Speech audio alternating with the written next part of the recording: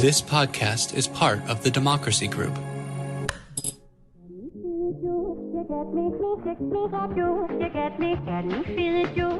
Welcome. We are talking politics and religion without killing each other.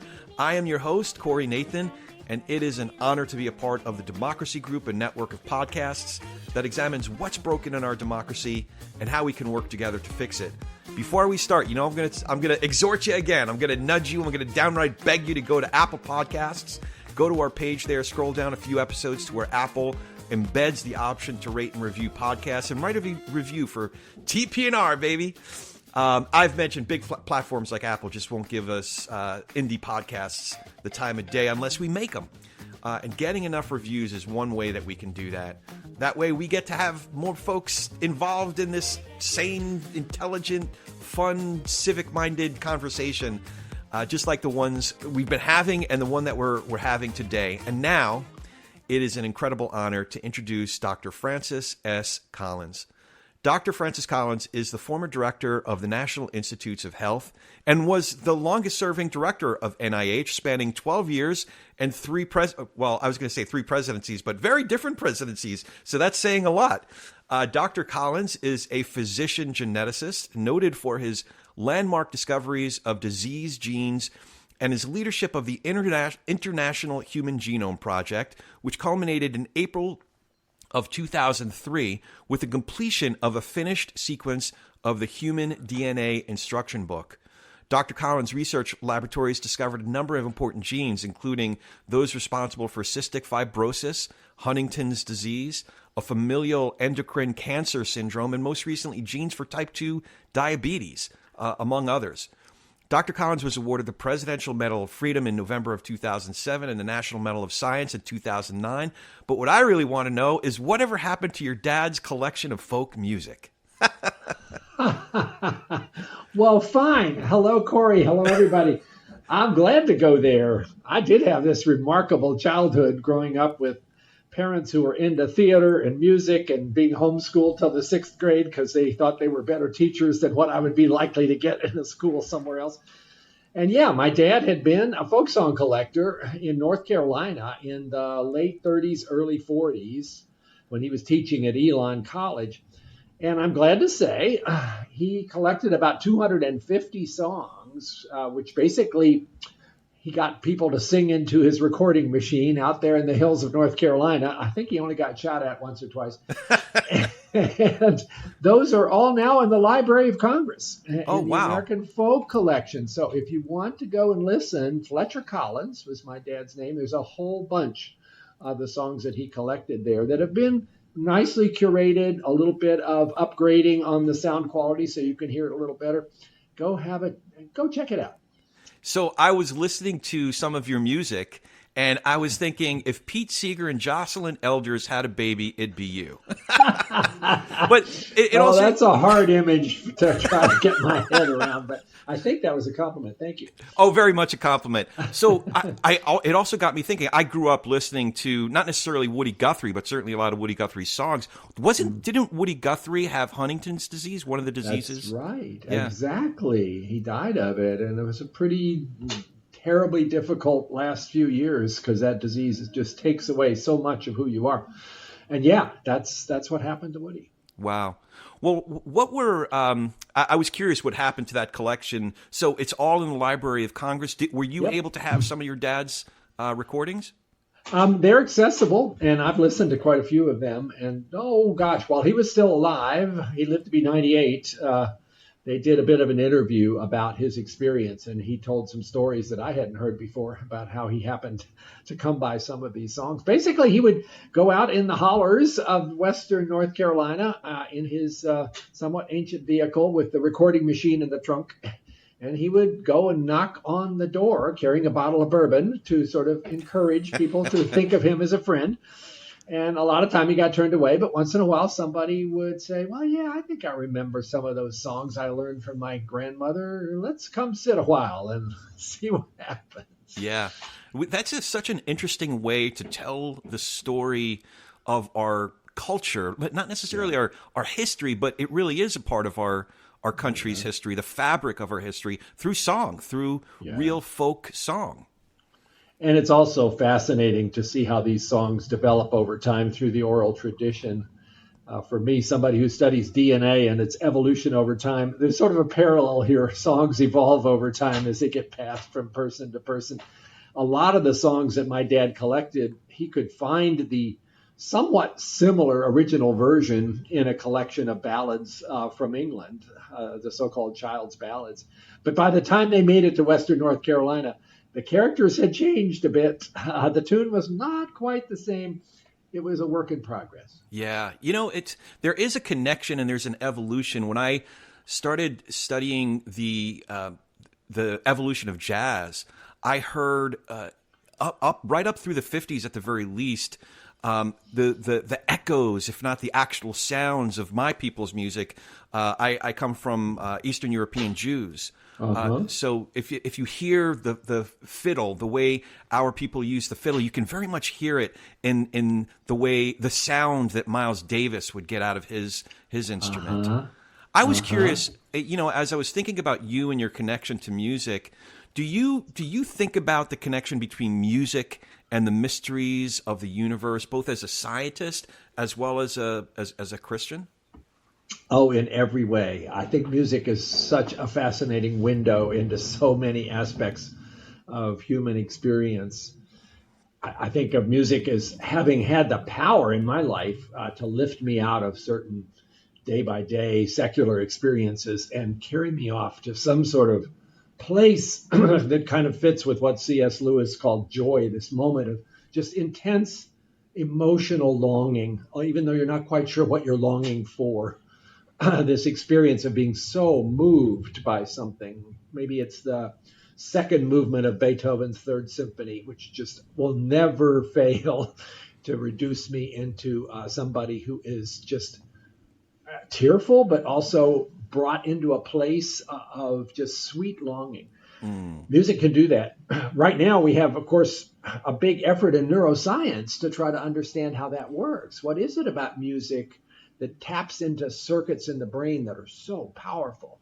And I guess we have learned, for instance, if you haven't listened to a piece of music, Corey, that you were really moved by, I can tell you what happened. You just dumped a whole lot of dopamine in your ventral striatum, because that's the neurotransmitter equivalent of having this remarkable emotional reaction to a musical experience.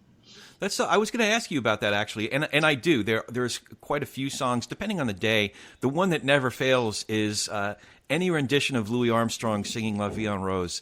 I just have to stop what I'm doing and just let it play. Just breathe and let it play.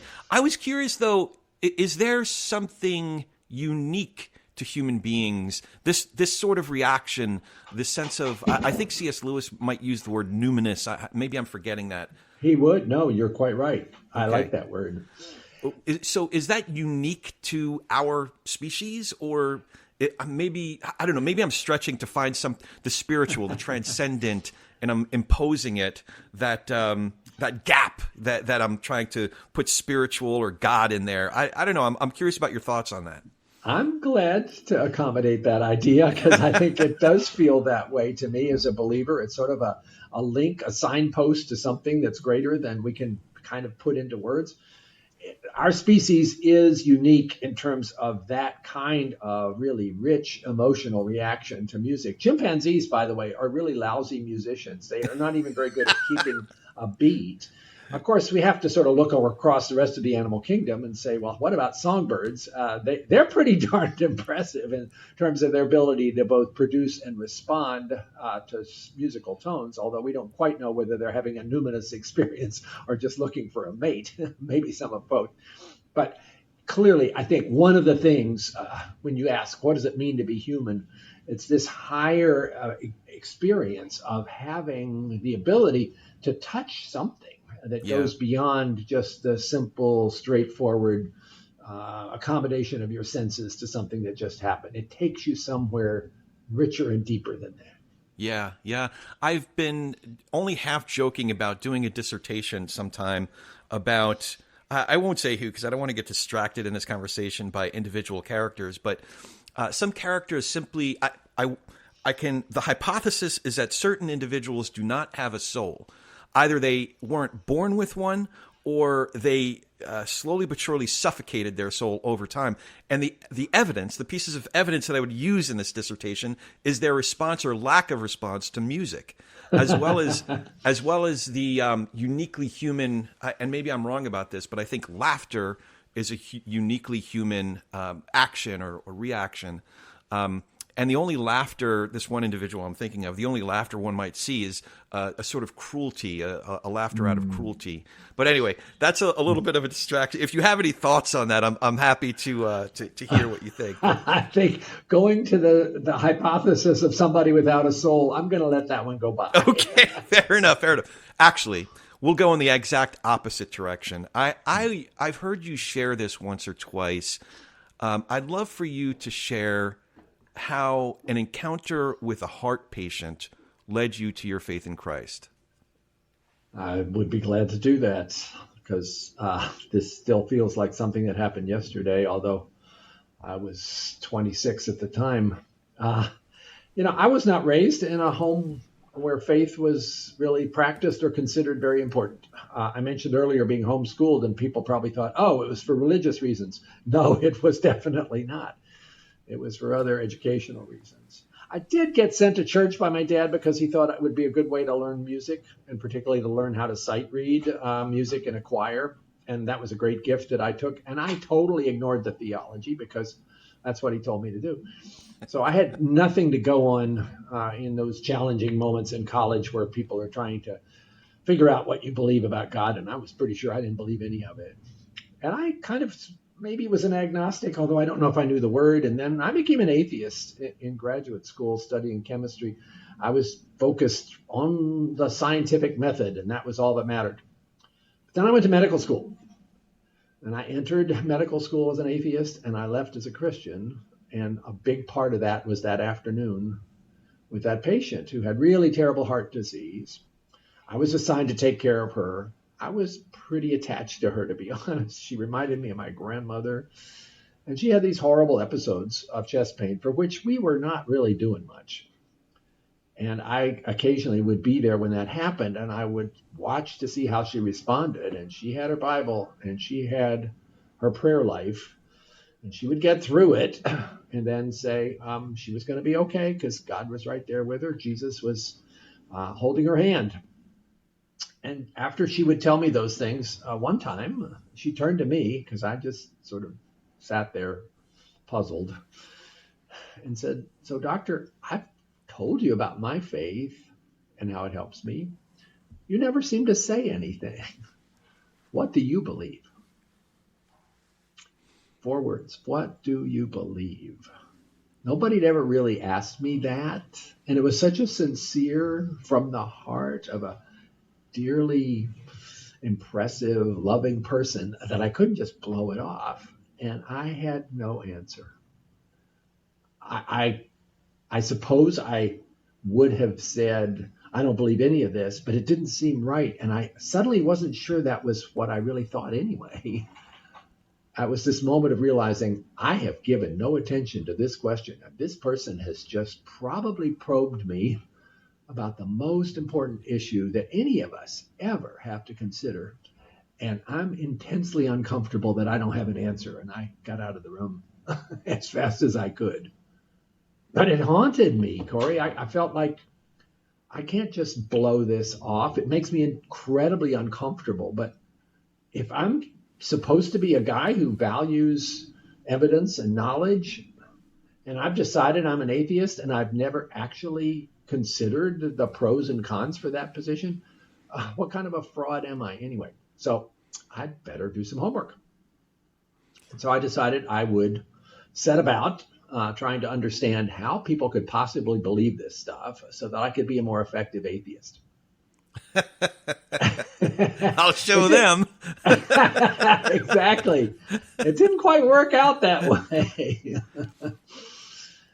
I was pretty puzzled at first, searching through the things I could find about why people believed, trying to read original scripture texts of various sorts. I was kind of lost. But I did find some people to ask about it. And I was particularly helped by a pastor who lived down the street, who seemed like a reasonable guy who wasn't going to, try to pound the table and convince me to be born again right then.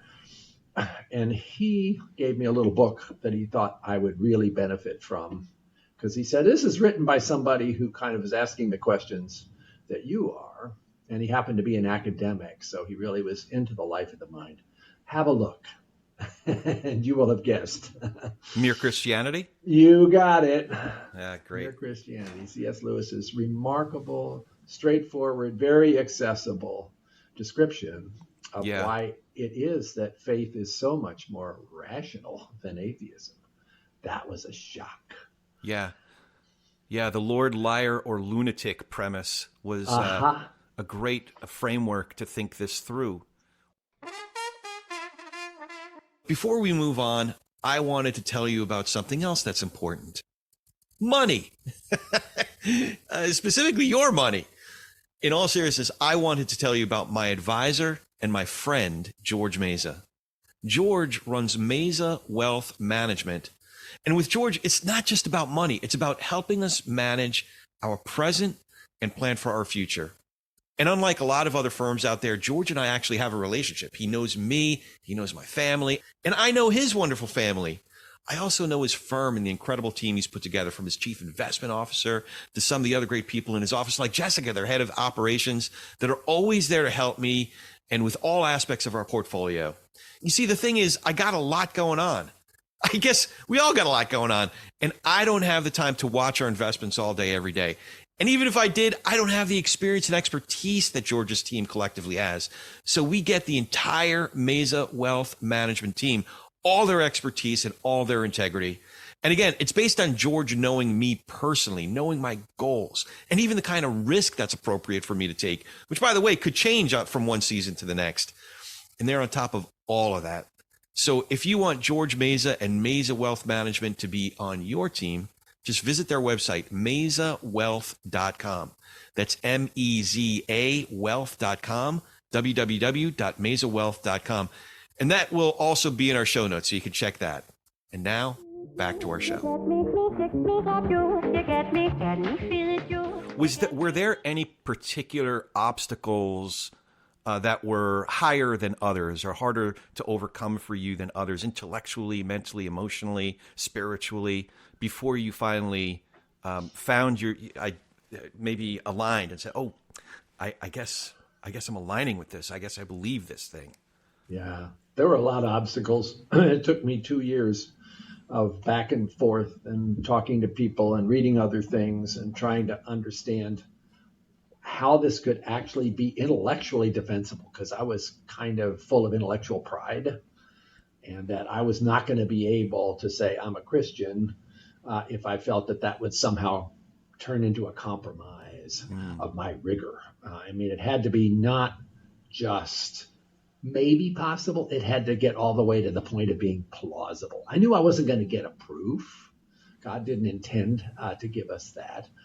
But it had to be the most plausible of the options in order for me not to feel like I've just gotten, hoodwinked into some perspective that other people feel. If I'm going to own this, I've really got to get to the point of believing it, at least enough to take the leap across that gap into the arms of Jesus. And that was a big, tough 2-year struggle, because I kept encountering all of those objections about why this is wishful thinking, all of the terrible things that Christians have done down through time. How could you want to be one of them? Have to sort of distinguish between what Christianity is and what Christians have sometimes done in its name, which can be in some instances pretty horrible. And I guess I had to find more people who were believers who I felt, yeah, I'm like that. I could be like that. So finding others. And around me in medical school, I encountered, hey, some of my professors are actually Christians. Once I kind of let it be known I'd like to talk about it. And that was pretty reassuring as well. Oh, that's great. But it was still a battle. I think it got to the point, though, Corey, where I came so far down that road that I couldn't really see turning back again. Yeah. That Jesus became very real, and the idea of being in a position to say, well, I just forget all that. I couldn't do it. I couldn't go back. I had to go forward. And that's what happened. It's so interesting. It really resonates. I was 29 when someone gave me the first book I came across that a friend gave me was Josh McDowell's book. I think it was called More Than a Carpenter, the smaller one. That led me to Evidence That Demands a Verdict. And honestly, I didn't find that as persuasive as I think my friend had hoped. It just really annoyed me. But it was at least someone was trying to make an empirical case for the life, death, and resurrection of Jesus. And I thought, oh, okay, this is a coherent case, even though I'm not fully persuaded. Evidence That Demands a Verdict. When I got to C.S. Lewis, not just Mere Christianity, I think I read The Problem of Pain as well. Oh, yeah. An incredibly powerful book, because that's one of the toughest questions that you have to deal with as you're coming to the idea of faith is, why does God allow suffering? I was curious. So I imagined you having a conversation with somebody I've become dear friends with over these last couple of years, Jonathan Rauch. Yes. And I was curious if you've had the I really hope that he writes this book. It's a wonderful framework. It's 4 M's, 2 of which are the problem for Christians, which is miracles or magic, and then what he would call murder or the problem of pain. How would you, if you've had this conversation, I'd love to know what you've told Jonathan, but how do you answer the problem as a scientist of miracles or magic, like a risen Jesus? Yeah, I think that was a big obstacle for me for a while. And I'm glad you brought up John, because he's just a wonderful person to have intellectual jousting with. And I think he's also a guy who, while he's an atheist, has spent a lot of time hanging around believers, including a lot of pastors and rabbis. And I think he would say there's something about it that's really appealing, but he thinks that he's kind of colorblind, that people talk about the colors of faith, and yet he can't quite see them. I continue to pray that maybe Jonathan's color vision will turn on at some point, and we'll see what happens, because he would be quite an amazing Christian. So the miracle issue, it was a huge issue, and then it kind of fell into place as I began to appreciate really what are we talking about when we talk about God the Creator, who actually put into place this amazing, complex, beautiful universe that we are part of. And that's very much part of my sense of the Creator, that this was had to be a mind of the most amazing sort to have actually figured out how matter and energy could be put together in the Big Bang in a way that would result in something interesting. This whole argument about the fine-tuning of the universe, which I had never heard of until I was searching for some sort of evidence why there might be a mind behind the universe, and there it was. I mean, people like Stephen Hawking and Albert Einstein would say, this is just too much of a coincidence, that all of these constants that determine things like gravity and nuclear interactions have exactly the precise value that they have in order for there to be something other than particles flying apart forever. It defies a simple explanation unless you want to postulate an infinite number of other parallel universes, and we just happen to be in the lucky one. So that got my attention, and that helps me think about then, as the Creator God is this mind of incredible capability and is not limited in space and time, because otherwise you've not solved the problem about who created the Creator. If that's the case, and if that Creator God also wants to have relationship with me, and there you have to kind of look at the moral law as evidence for that, as in C.S. Lewis's very first chapter in Mere Christianity, then God also wanted to send Jesus to be one who walked amongst us to really convey the importance of that relationship, and also to give us a chance to have a relationship with God despite our many sins and failures. That's the most amazing miracle, but it makes total sense. Again, if God created all the natural laws, if there's any force that could actually decide to lift those on a temporary basis, well, that would be God. Hence the virgin birth, hence the death on the cross, followed by the literal resurrection. Yeah. If Jesus was the Son of God, I have no trouble with the idea that God would have as part of that plan the resurrection of the Son. And likewise with other of the biblical miracles, you notice that they seem to happen at times of significant importance, where there's a message that God is sending to God's people. And why not, in that instance, allow the possibility that those laws of nature could be briefly suspended? So I haven't been as tripped up about that as I thought it would be. It all kind of fits together in a coherent way. Yeah, I've thought about it as the question of an open universe versus a closed universe. And now that you're talking it, I realize that Hawking and Lederman at least helped bring up questions for me that ultimately helped me to answer them a certain way. What I mean is Hawking, I'm not a scientist, but I've always been deeply curious about macrophysics and microphysics. So Hawking, his brief history of time, I'm oversimplifying it, but okay, this Big Bang theory, it makes sense. But if there's the Big Bang, could there have been a Big Banger?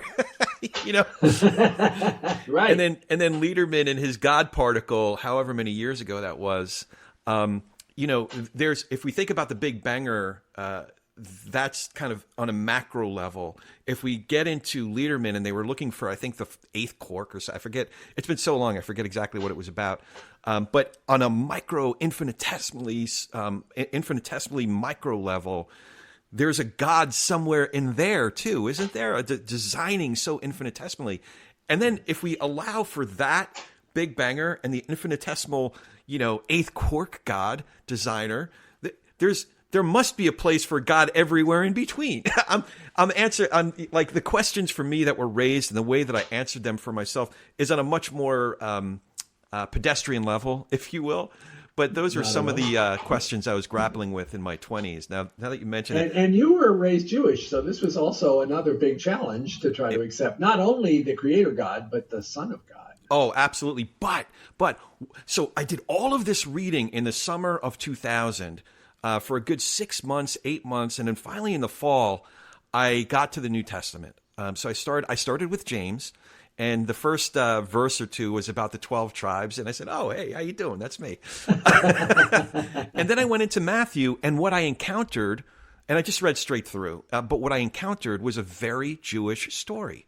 So when we get to Matthew 5, and I didn't realize I was reading the Sermon on the Mount, but that to me was a brilliant Devar Torah. What we in Orthodox, at Chabad, I still go with my father sometimes after a Torah portion is read, the rabbi gives a Devar Torah. And this rabbi, Jesus, Yeshua, was giving a brilliant Devar Torah.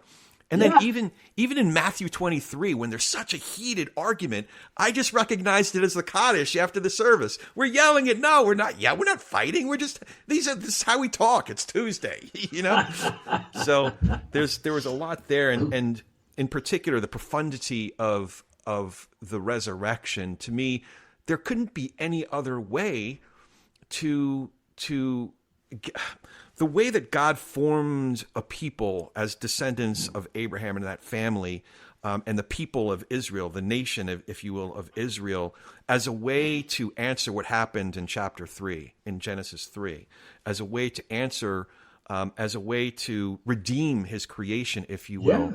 Yes. The only it was a discontinuation in a lot of ways, the way that N.I.H talks about it, but also a continuation, that the only path to victory needed to be through the cross. It needed to be through the other side of death itself, an actual bodily resurrection, this worldly, this earth kind of resurrection. So, I'm not the interviewee, said. but no, I'm loving this. Just keep going. It's fine. I'll just listen. Okay, so we're almost a half hour into our conversation. I haven't asked you about. So I'm imagining, a young Dr. Collins going through the help wanted ads and seeing an ad for a car salesman, seeing an ad for an accountant, and then seeing an ad for the director, the head of the Human Genome Project. Oh, that looks like a good job. No, but in all seriousness, how does one end up heading the Human Genome Project? How did that all come about? Totally by accident. Yeah, it's not the sort of thing that you plan for. I mentioned that before I went to medical school, I was getting a PhD in physical chemistry because I liked the sort of rigor of that kind of science. And then I got to medical school and like, how do I put all this together? And genetics sort of emerged as this wonderful digital science about life and about people that tapped into that part of my brain that sort of liked the idea of this exquisite, elegant code, our own instruction book, made up of some 3 billion letters in a language that has only 4 letters in its alphabet. They're actually chemical bases. But wow, how amazing is that for somebody who has a little bit of a mathematical inclination? This is what I want to do. So I knew I wanted to be somebody who was a doctor who worked in genetics.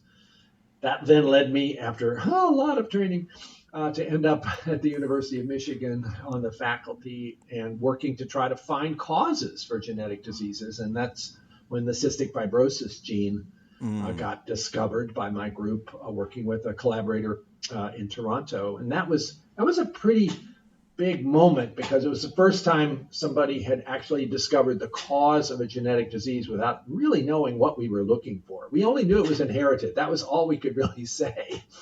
And you had to sift through this vast sea of genetic information called the human genome to find, in that case, 3 letters out of 3 billion that were missing. A needle in the haystack, only more so. So that was kind of a moment of feeling like this could actually work, but it isn't going to work very much anytime soon unless we actually have a reference to go by. You need a copy of at least one reference copy of the human genome, and then you can start searching for little subtle changes in people with an illness, and you'll have a chance of getting them. So that was the motivation for the Genome Project, which was already being talked about. So I was a big fan. I didn't think that would necessarily be my job, but I thought it ought to be somebody's job. And at the very first start of it, no less a rock star than himself, Jim Watson, as in Watson and Crick, agreed to take it on. And that was good because everybody knew who he was, and he could walk the halls of Congress and convince them to talk to him and maybe start up with some funding for this. It didn't last very long. Dr. Watson, for all of his rock star status, had some other rock star habits of saying whatever came to mind. That doesn't play out too well inside the Beltway. And after he had offended several people, including his boss, who at that time was the head of the N.I.H, he basically got fired. And then there was this deep gloom that fell over the Genome Project. It was still this baby in the crib. It was barely getting off the ground. Most of the scientific community was not very supportive. And somebody had to come and run this thing. And to my surprise, the search committee zeroed in on me. I think because I was a physician, most of the other people doing the work were basic scientists. And maybe because having grown up in the theater, I was used to talking in front of an audience. And there was a lot of need for that too. So there I was, being asked to give up my really happy experience of running a research lab and taking care of patients and teaching medical students in Ann Arbor, Michigan, and move to become an institute director at N.I.H, which meant becoming a federal employee, something my mother told me never to do. What's worse than a federal employee? 2 federal employees. Well, you mentioned that there wasn't a ton of support in the scientific community for this project. Why was that? There were several reasons. It was considered unfeasible. People thought, that's great to say you're going to read out those 3 billion letters. You won't get that done in 100 years. So you're just making a promise here you won't be able to keep. It'll sort of ruin the credibility of life science altogether. That was one argument. Another was, it's going to cost a lot of money that might come out of my grant. I don't want you to do that because That's interesting. it might not help me with my project. The third one, which I was most offended by, was it's going to be so boring that only mediocre scientists will want to take part in it. And hey, I want to take part in it, and I didn't think I was mediocre. There was even a person who said, well, I know what we'll do. We'll just get everybody in the prison system to agree to help out. And if you sequence 30,000 letters of the DNA code, you get parole. Wow. It was only partly tongue-in-cheek. So yeah, that was offensive, because actually scientifically, this turned out to be one of the most exciting adventures we humans have ever been on. It wasn't like you were going to do the whole project with existing technology. That would have taken 100 years and cost $1 zillion and would have been boring. No, you had to get in there and invent a whole new way of doing this at high throughput, high accuracy. And that's what we did, and actually finished the project 2 years early and about $400 million under budget. Wow.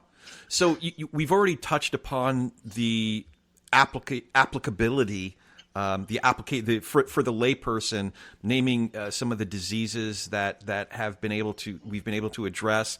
But for the layperson, tell us what the significance is of the Human Genome Project, and perhaps more about the applications of it for our day-to-day lives. Well, it is our instruction book, and you get half of yours from your mom and half from your dad. And that carries with it a lot about your ancestry. And of course, people are using that these days for places like Ancestry.com or 23andMe to make conclusions about where their ancestors came from if they didn't know. That's kind of nice recreation. But the reason I was excited about this was the medical implications. When we found that gene for cystic fibrosis, there were only a handful of diseases that had reached that point of actually knowing precisely what the misspelling is. And by the way, that has led now to a development where cystic fibrosis, for 90% of people who have it, is associated with almost normal survival. I mean, it's just been profound change because of knowing the answer. But we now know the precise DNA cause of about 7,000 genetic diseases, many of them quite rare, but we know what the cause is, and many of those are now on a path towards better treatment. That's one thing. Another thing is to talk about what we really have learned about cancer, because cancer is a disease of the genome. It happens because of misspellings in DNA. Some of those can be hereditary, like BRCA1 and BRCA2 that people may have heard about. Most of cancer, though, happens because of a misspelling that happens during your lifetime in a particular cell that gets something not quite right when it copies its instruction book, and it activates a gene that tells that cell to just keep growing. Don't stop, keep growing.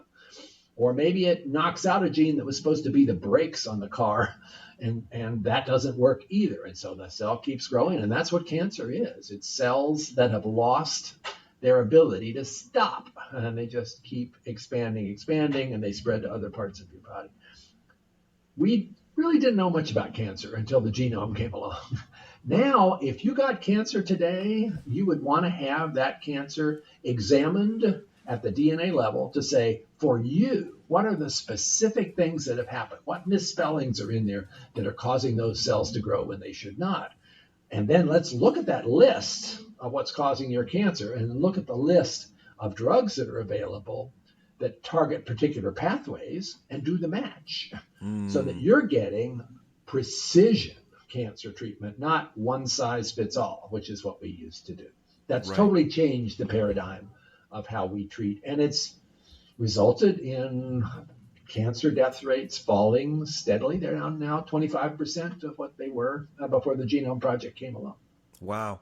So you can address cancer at the cellular level and look for those misspellings, as you would put it, and do a grammar check. Yeah, exactly. Do a spell check. That's so interesting. So I heard you also talk about you were head of the N.I.H. During COVID, obviously, and I think I heard this correctly that there was a vaccine that was designed by mid-January of 2020, which was before a lot of us even heard about COVID. Did I hear that correctly? And if so, was that due to the work that you had done? Is this all connected? It's all connected, and I'm Okay. glad you're making that link. Yeah, so the virus that caused COVID-19, the virus we call SARS-CoV-2, emerged in China. And what do you want to do to characterize a virus? You want to look at its DNA, which was done. And that sequence of those letters, only about 30,000 in that virus. It's a lot smaller than the human genome. 30,000 letters got posted on the internet on January 10th, 2020. 48 hours later, our scientists at the Vaccine Research Center at N.I.H had designed the vaccine that ultimately became the Moderna mRNA vaccine. It was that quick because they had been working on this for 25 years, getting ready for the moment where something like this might be possible. And no time was wasted. And in another 60 days, the first patient was being injected with the phase 1 trial. Also, that's about 10 times faster than had ever happened before. So all of that was sort of queued up. And of course, we were all feeling incredibly pressured during that year of 2020 and beyond with the fact that so many people were getting infected and deaths were rising to the point where thousands of people were dying every day. And you just felt like if there was anything that can speed this up, we have to do that. And out of that came this strategy and a whole lot of other things that were done in really unique, bold, and I think highly meritorious ways to get it done. And as you know, then by late November, early December, the really big, huge trials of 30,000 or more people were unblinded, so you could really see what happened. And here was this astounding result of 95% efficacy and almost no side effects for both the Pfizer and the Moderna mRNA vaccines. I will tell you, when I saw that data for the first time, I had prayed so hard about this. Yeah. It was both this sense of scientific exhilaration, but more than that, it was just gratitude to God that this was going to be possible. And we were going to somehow stop the terrible loss of life that was happening all around us. Sociology is not necessarily your area of expertise. But the reaction by some to create like polar camps, if you will, and the anti-vax movement that just swelled. I wouldn't ask you to address that unless you wanted to. Like, how did that? How? Why? It's almost as if a community of people decided to put on a political jersey and just decided we are anti-gravity. We just don't believe in gravity. It's, it didn't make a ton of sense to me. But what I did, and again, if you want to address that, I'd be curious about your thoughts. But what I did want to ask you about, on a personal level, there was a breathtaking number of attacks, vicious attacks against people like you, Dr. Fauci, the CDC as a whole. How were you able to manage, and your family, how were you able to manage such an onslaught? It's got to be excruciating. It was, and it is. It's not over. How did this happen to us? How did it become possible for Americans, with all of their tradition of being focused on trying to learn the facts and make a wise decision, to be so knocked off course by information that was demonstrably false and yet became very much part of a lot of the information swirling around on social media or sometimes on cable news.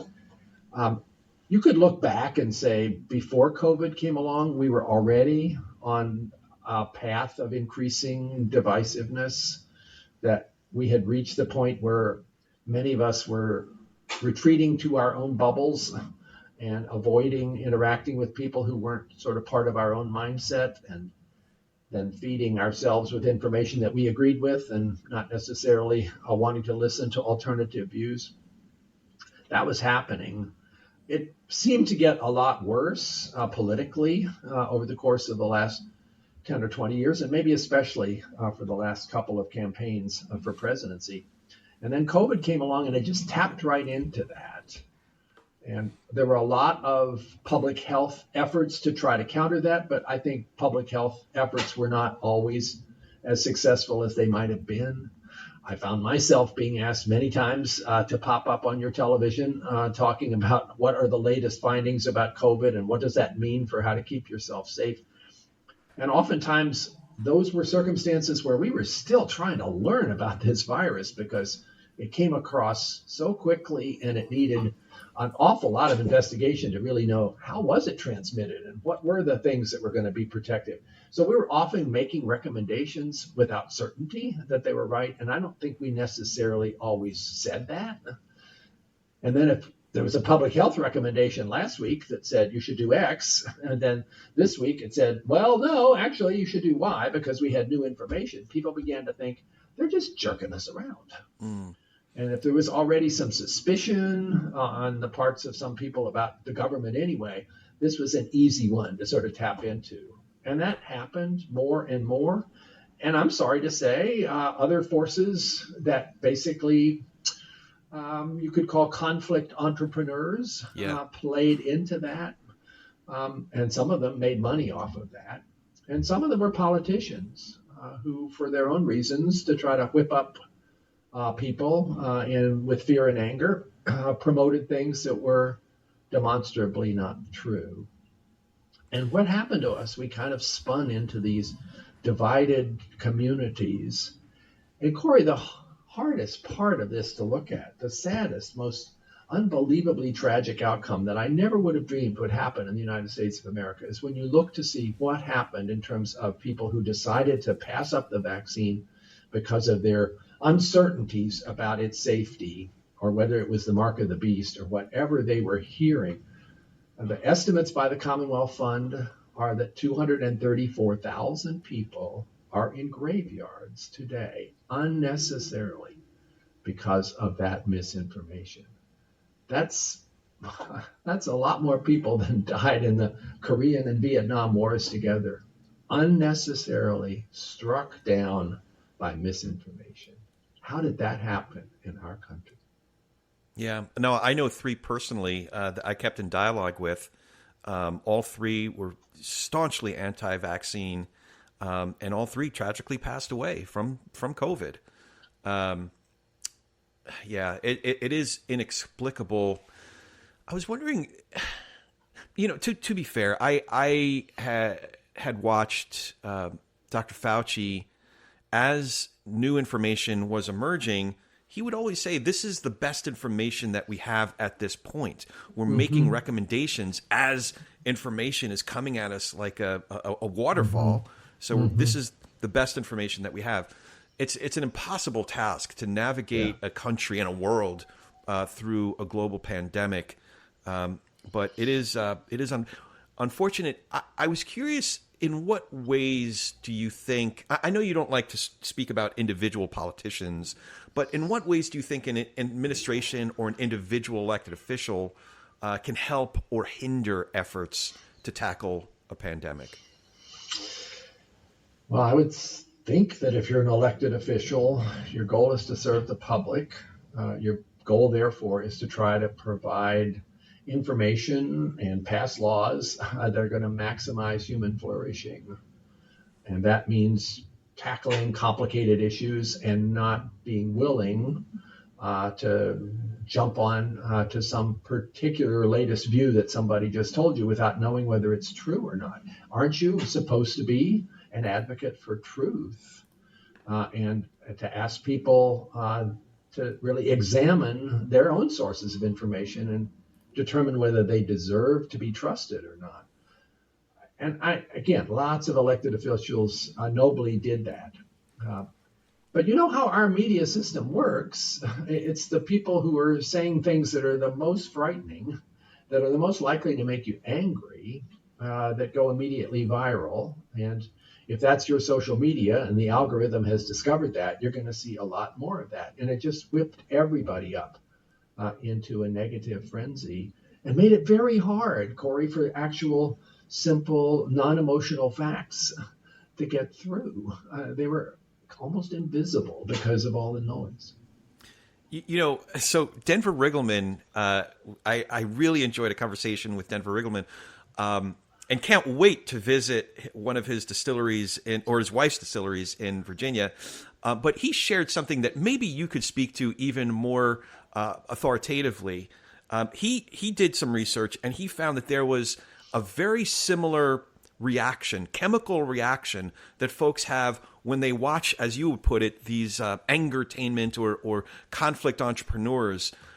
That there's a similar chemical reaction to anger and fear on TV or reading online that we have when we take a hit of crack. Can you speak? Is that right, or can you speak to that a little bit more? That is right. I've seen some of that research that bases its conclusions on what you can see with some of the scans you can do of which parts of the brain are activating during certain experiences, things like fMRI or PET scans. And yeah, I think the analogy is not a bad one, that in fact, this kind of anger and fear does fire you up. There's another analogy there that Curtis Chang, who's a pastor and now a guy at Duke, maybe you've had Curtis on your program. He has been on the program, and he'll be coming again next week. Can't wait to talk to him again. Okay, yeah. I'm doing a little advertising for Curtis. No, I heard him give a talk where he said the other thing that is perhaps connected here is that conspiracy theories can also become addictive. Because how do you fall into that anyway? You're in a circumstance where you are angry, you're fearful, you're not sure what's going on. It seems like everything's out of control. So maybe there's some evil force that's behind bad things that are happening. And then somebody offers you a conspiracy theory that explains it and gives an opportunity to see who is the bad guy. And that gives you a certain sense of relief. Like, now I have inside information. And now I'm linked to this other group that shares that inside information. And now that doesn't feel like I'm all alone and lost in this. So you kind of get to that. And after a while, maybe it wanes a little bit and you need another hit. Yeah. Along comes another conspiracy. Ooh, yeah, that's a good one too. And then somebody comes along and tries to say, well, no, wait a minute, let's just look at this. The facts actually don't support the QAnon perspective on this. You're going to say, oh, I don't want to hear that. You're being asked to go through acute withdrawal, just like somebody who's addicted to drugs. You're going to reject that. Yeah. And so instead, you go around and try to find another hit.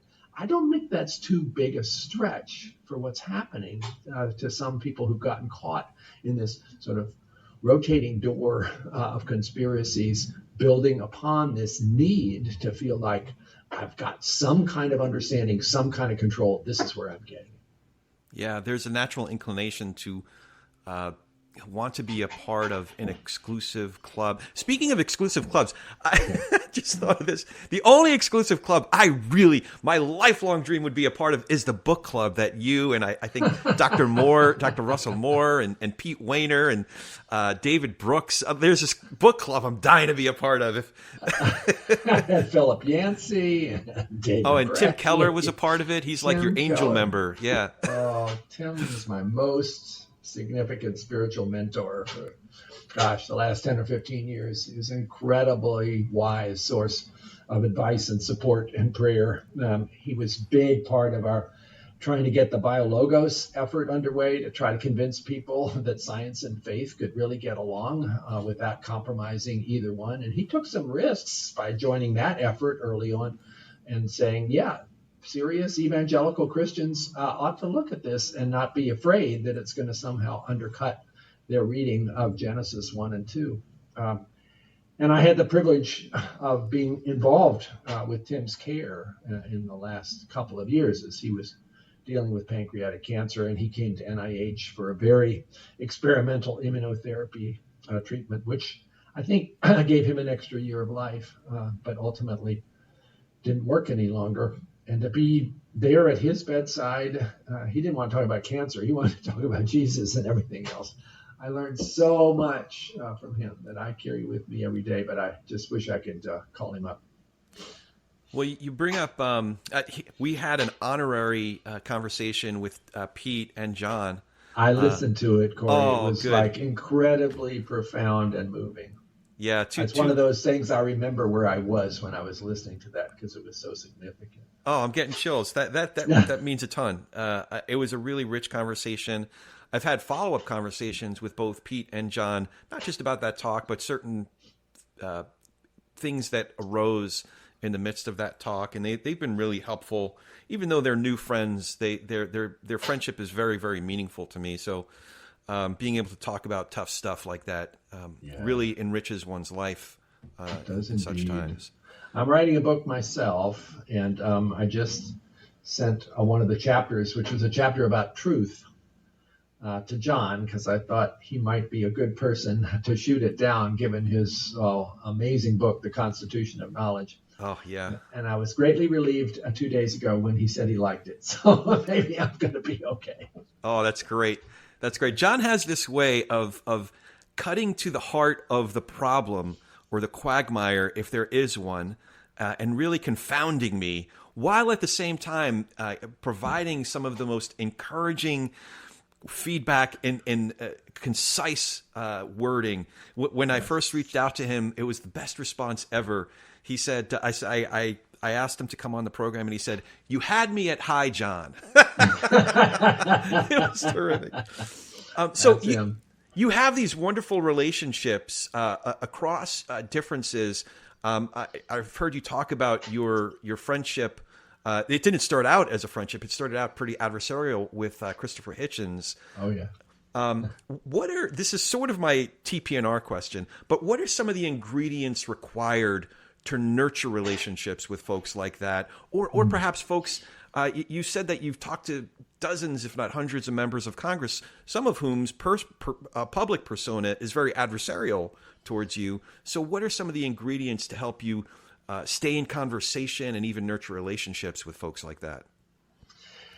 I'm also part of Braver Angels, which is an organization that is trying to nurture that in everybody who's part. And I've learned quite a bit from that over the course of the last couple of years. John Rausch is also an important part of Braver Angels, one of the founders.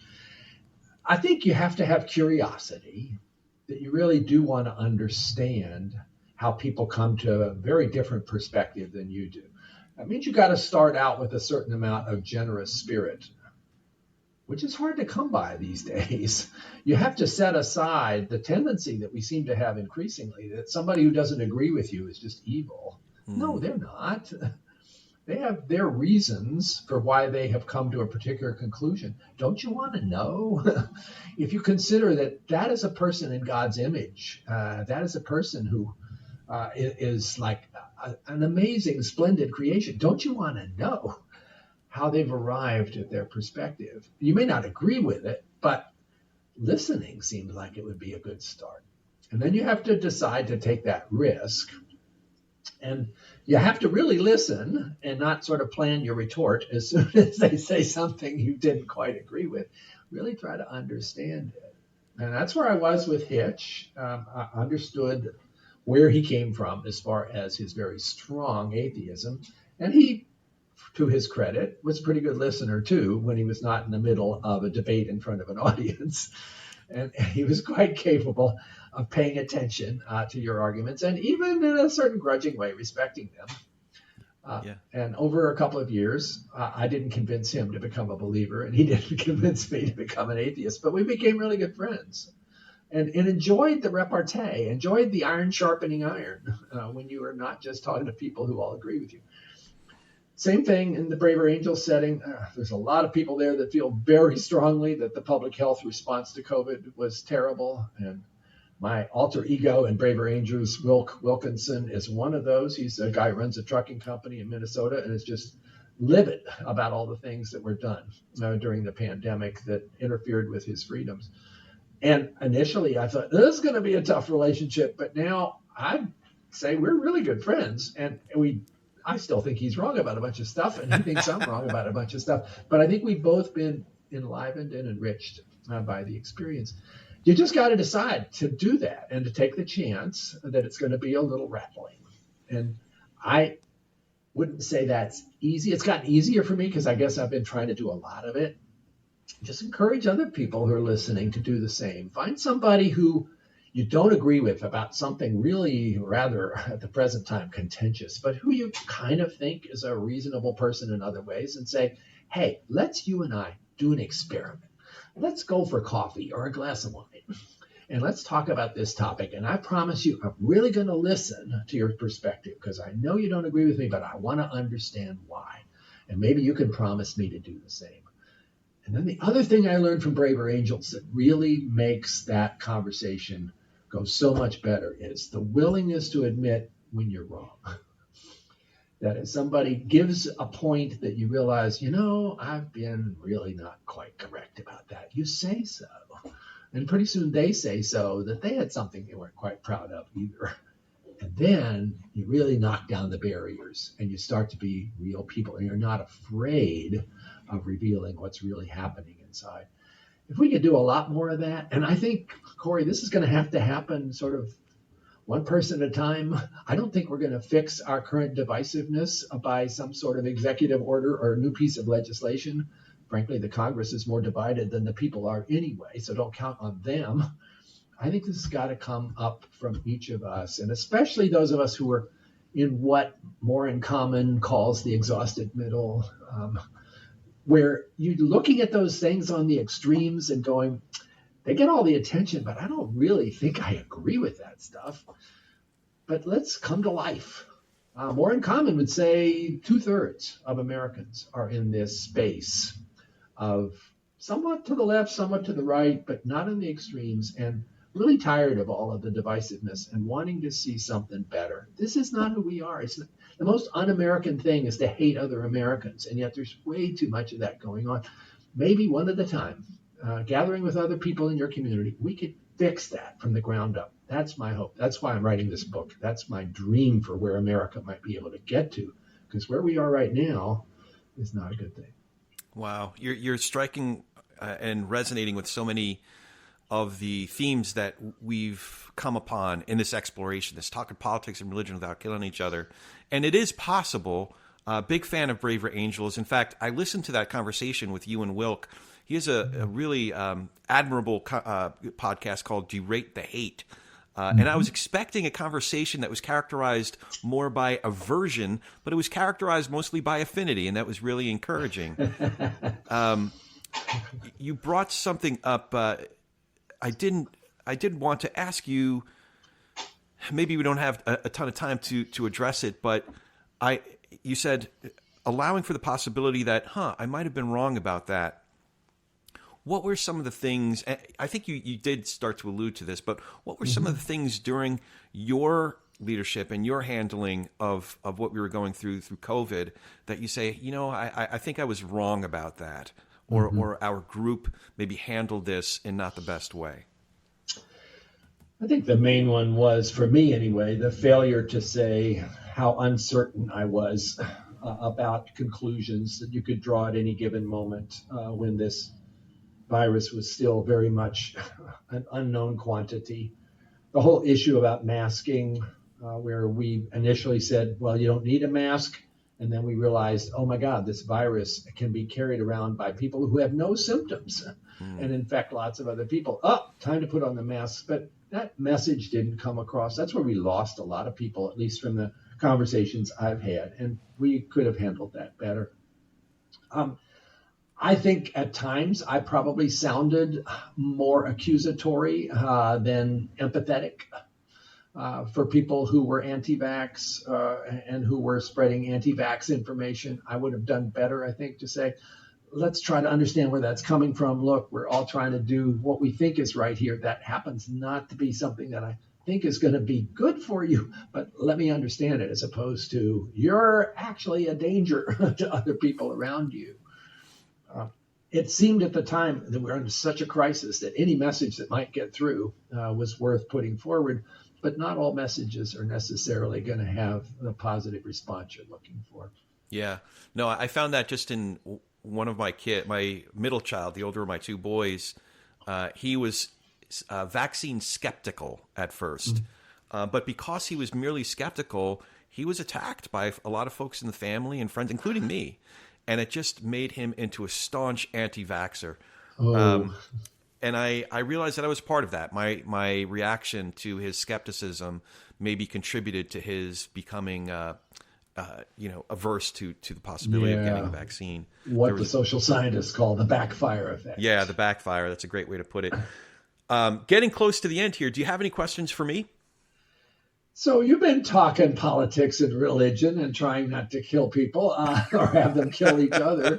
Corey, are you hopeful about where we are right now and how we might actually get into a better place? I got to tell you, I'm deeply troubled about the state of our nation, our community, and other countries are not necessarily immune from this either, although it feels like the United States has a particularly bad case. Yeah. So it's a complicated question because if you ask me on a personal level, I have many reasons on an everyday basis to be hopeful. And that is just what you were alluding to before. That is when I talk to a friend that I have a lot of differences with, and it's a coffee or a wine or a whiskey or a meal or a lunch or anything, we see each other's humanity. And it's not this grand solution where everything is solved, or that I completely convince him or her, or she or he completely convinces me of just, whatever it might be that we're talking about. But there's one degree of persuasion that we each have on each other, right? Yeah. And that gives me hope. When I think about the bigger picture, where this country is headed, there's a real possibility that we're not going to have a constitutional democracy after too long. Then again, I think about I am only a generation or two removed from, like I said before, my family came from what's now Chernihiv, Ukraine. So we're still here, whether it's democracy or the Russian Empire or the Persians or the Babylonians, or we're still here. It's okay. It'll be okay. I hate to think that we ruin it. We ruin this constitutional experiment over what we're watching on TV that night. And slogans that we hurl at each other as if they're weapons. I'd hate to think that America ends that way. But I'm trying not to get too far ahead of it. I'll get way too anxious if I think too far down the road. So I'm looking forward. I'm right there with you. Corey, I also hope, and I know you're speaking to a lot of people of faith. We are right now, that there's an opportunity there for faith communities to rise up and be part of the solution by reattaching themselves to the foundations of where their belief system resides. You talked about reading Matthew 5 for the first time. Well, let's go back and read Matthew 5, 6, and 7. Get that whole Sermon on the Mount, right down to love your enemies. Imagine what happened when Jesus said that. People must have been shocked and scandalized. But that's what he asked us to do. We're not doing a lot of that. Right. And somehow faith communities have been particularly susceptible, it seems, to some of the most hateful messages and political manipulations. Hey, folks, let's get back to the roots here. What would Jesus do? I don't think a lot of what's happening right now would be a good description of that. And if there is some way we could sort of walk away from all of the meanness, all of the vengeance, all the grievance, all the politics, and go back to being who we are. Remember that hymn? They will know we are Christians by our love. Wow, wouldn't that be amazing if people said that right now? Yeah. We can do that again. I think it's possible. I think there is something that we can tap into. And one of the things I'm looking forward to talking to Curtis about is the after party that he's doing with Dr. Moore and David French. And I think they are doing some work on that level. But we don't need a big organization. We can do it on an individual basis. I think that's right. I think that's the only way it's really going to happen. Yeah. So before we wrap up, how can folks follow you, find more information about BioLogos and your upcoming book? And I'm expecting a concert tour, too, at some point. All the great work that you're doing, how can we find you? You and 4 other people will come to that concert. Maybe they'll be my family members. So BioLogos is, I think, turned into a wonderful place for gathering on the web of people who want to have serious conversations about how the latest findings in science are entirely consistent with what you might have expected to find as a serious Christian who loves the Bible. So it's biologos.org, biologos.org. By all means, go and have a look. Lots and lots of information, lots of people weighing in there. For me, I'm not at the present time on social media, and I'm not sorry about that. Other people seem to want to write about me on social media, but I'm not usually seeing that. And I am in the process of trying to get this book out. The editor now has the final draft, and it should be published along about September. It's a book about truth and science and faith and trust, to be published by Little Brown. Terrific. Really looking forward to that book. We'll put the biologos.org link in the show notes. And this was such a pleasure. I really appreciate it. It's such a thrill to get to, because I've been reading your work for such a long time. Back in The Language of God came out, I forget how many years ago. 2006. I don't know, Middle Ages, I think. And it was an encouragement to me as a young Christian, very early on when I became a Christian, that, I can be rational and be fascinated by it. Your work has resonance that are really edifying and encouraging to so many folks. So it's such a thrill to get to talk to you today. Well, thanks, Corey. I love what you're doing with your podcast. Keep it up, man. Thank you. And as always, if you dig what we're doing here, hit that subscribe button and write that review. It really does make a difference. Tell somebody about TPNR. We're get into those conversations just like we're talking about. We're easier to recommend than ever. It's politicsandreligion.us. It's spelled out, politicsandreligion.us. Or you can find me online. I am still online in a lot of places, although I'm not on that Twitter thing too much anymore. But I'm at Corey S. Nathan, at Corey, S as in Sam, Nathan. And now, just go talk some politics and religion with gentleness and respect, and have a great week.